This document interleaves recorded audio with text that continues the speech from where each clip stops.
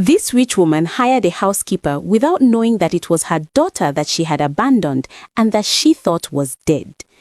In the beautiful neighborhoods of Abuja, where the roads are lined with trees and the walls of the villas as high as the secrets, lived a woman whom everyone spoke of with a mixture of admiration and fear, Madam Ijeoma Okori. It was said of her that she could transform a simple plot into an empire, that a word from her mouth was enough to make investors tremble. At the age of 50, she ran one of the largest real estate companies in the capital, and her name was synonymous with prestige, authority, and power. Always dressed with a mastered elegance, a tailor of creators, discreet perfume, refined jewelry, she embodied the dream of all these young women who hoped one day to succeed like her. But behind the perfect image, there was silence, a heavy, almost palpable silence which hovered over the impeccable corridors of her villa in Maitama. The housekeepers were afraid of her. They spoke in a low voice as soon as they heard the clacking of her heels on the marble. Everything had to be tidied up, precise. A spoon moved, a cushion misplaced, and her cold gaze was enough to freeze the blood. Even Grace, her personal assistant for more than 10 years, never allowed herself a word of excess. She knew the rules. With Madam Ijeoma, you had to obey, not argue. However, when night fell and the big house fell asleep, the woman of steel stopped playing her role. She went up to her dressing room, opened a hidden closet at the bottom, and took out a small silver box. Inside, a photo. A young man with a tender smile, holding in his arms a newborn nose. Ijeoma then sat down on a stool, stroking the image of the tip of her fingers and murmuring in a broken breath, "My baby, my little angel." It was the only moment when her voice trembled, when her eyes were eager to shed a tear. Then, as if she suddenly remembered who she was supposed to be, she closed the box, wiped her cheeks, and took on her marble mask.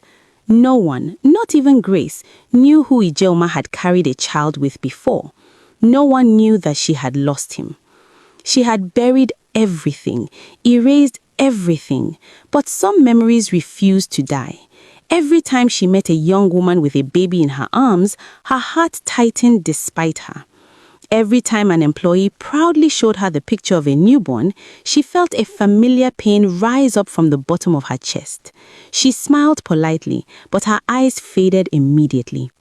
One evening, as she was returning from a late meeting, her driver told her about his wife on the way to bed. He was moved, happy, full of hope. Ijeoma listened in silence, his gaze lost through the window. When he said, "I pray that God keeps the child in good health, madam," she simply replied, "Yes, that's all that matters." But at that precise moment, her heart was beating even faster. Returning home, she dined alone in the large living room lit by golden lamps. The house, so beautiful, suddenly seemed too big. She ate slowly, without really tasting. The tick-tack of the clock resonated in the room like a cruel reminder of the passing of time. Then, without warning, she put down her fork, got up and went into her room. She opened the drawer of her nightstand, a small notebook yellowed by the years.